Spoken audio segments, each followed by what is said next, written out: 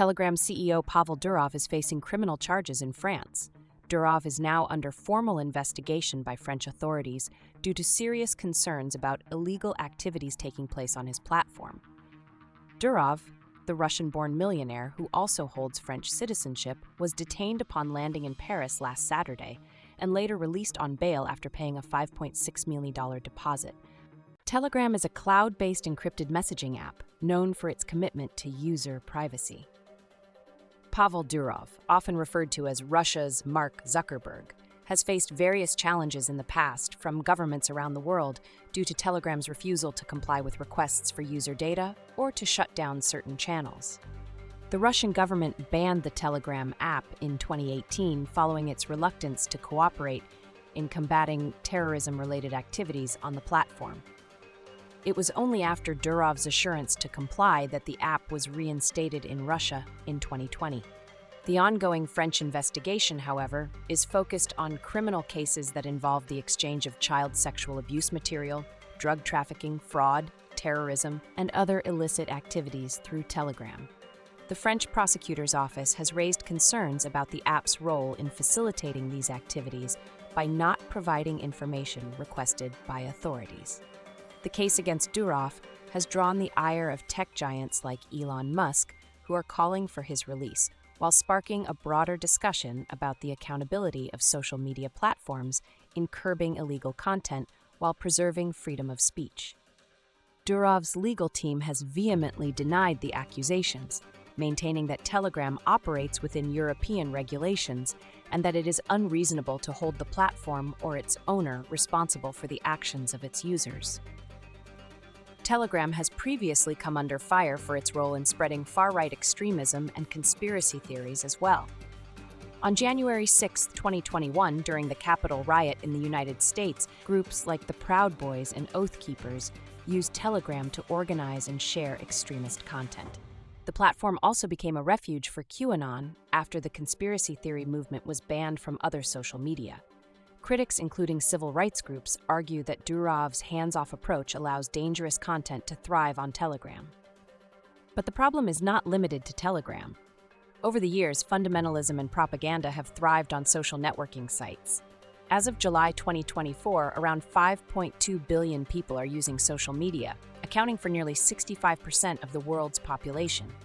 Facebook alone boasts over 3 billion monthly active users, making it the largest social networking site worldwide.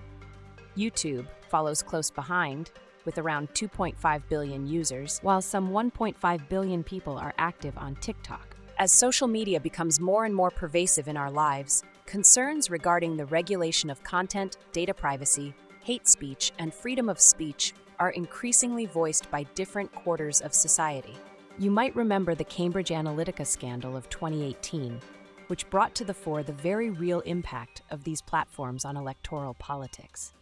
Cambridge Analytica, a political consulting firm, designed a Facebook app to cultivate the psychological profiles of some 87 million users that were later used to hit them with targeted ads in order to sway the results of the US presidential elections in 2016. Although Mark Zuckerberg, CEO of Facebook and Instagram, assured the public that Facebook was clamping down on data breaches through the app, new controversies continued to emerge.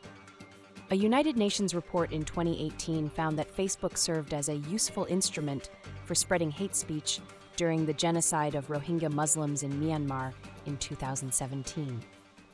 Rohingya are a Muslim ethnic minority in Myanmar's Rakhine state and have faced decades of persecution by the government, who has labeled them as illegal migrants from Bangladesh. A widespread bout of violence swept the Rakhine state in August 2017, when dozens of Rohingya villages were burned to the ground. The United Nations found out that social media sites like Facebook were actively used by extremist groups not only to spread racial hatred against the Rohingyas, but to organize terror attacks against the community. But it's clear now that we didn't do enough to prevent these tools from being used for harm as well. And that goes for fake news, foreign interference in elections, and hate speech, as well as developers and data privacy. We didn't take a broad enough view of our responsibility Experts have drawn connections between the spread of extremist ideologies on social media and the increase in hate crimes. Take this paper, for instance. The research finds that a strong connection exists between anti-immigrant sentiment on Facebook and violence against refugees. The authors also argue that social media can act as a propagation mechanism for violent crimes by enabling the spread of extreme viewpoints. Extremist groups are increasingly using social media to connect and recruit new members, making platforms like Telegram a hotspot for radicalization. The Islamic State, ISIS, has been found to use Telegram to spread their message and raise funds. Channels like Whispers of the Forgotten use shocking content about atrocities to draw in followers and then direct them to more radical material. ISIS primarily operates on encrypted networks like Telegram and Rocket Chat. Twitter has faced similar concerns related to content moderation since Elon Musk took over and rebranded the platform as X in 2022. Musk vowed to push back on content regulation, starting with the reinstatement of the former U.S. President Donald Trump's account, affirming his commitment to free speech.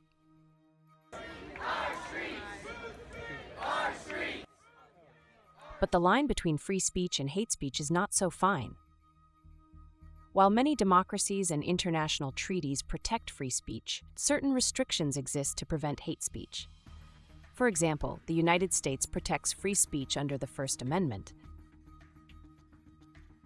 But a 1969 ruling of the U.S. Supreme Court states that speech that directly incites imminent violence is not protected.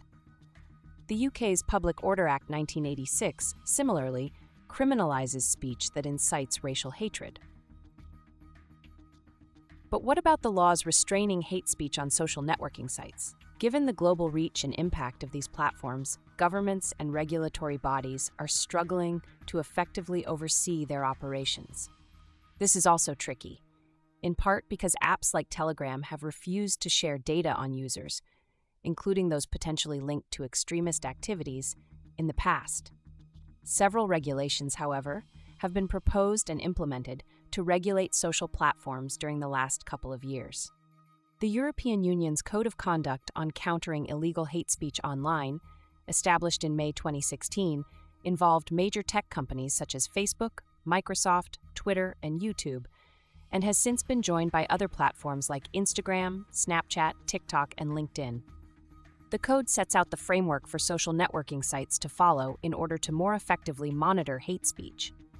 The most recent legislation on social media regulation by the EU, the Digital Services Act, DSA, requires platforms to remove illegal content within specific timeframes, ensure transparent content moderation processes, and provide users with clear instructions for content appeal. Well, I think now in all European countries, now you have legislation saying that hate speech is forbidden. But you don't really have a mechanism to make sure that this is true. So now the Digital Services Act will ask every platform to have a system, to deal with what is illegal, to take it down. Platforms designated as very large, with over 45 million monthly active users in the EU, face additional obligations, including annual risk assessments and measures to address systemic risks like misinformation and privacy breaches. Telegram has evaded DSA requirements due to its self-reported number of users, which fall short of the 45 million mark. The EU, however, doubts these numbers and is recently investigating the claim. The scrutiny surrounding Telegram's compliance with DSA will only add to Pavel Durov's legal troubles, who's barred from leaving France. The French President Emmanuel Macron has clarified that the probe against Durov is not politically motivated, but rather part of an ongoing judicial investigation. As the investigation continues, Durov remains in France, obligated to check in with the police twice a week.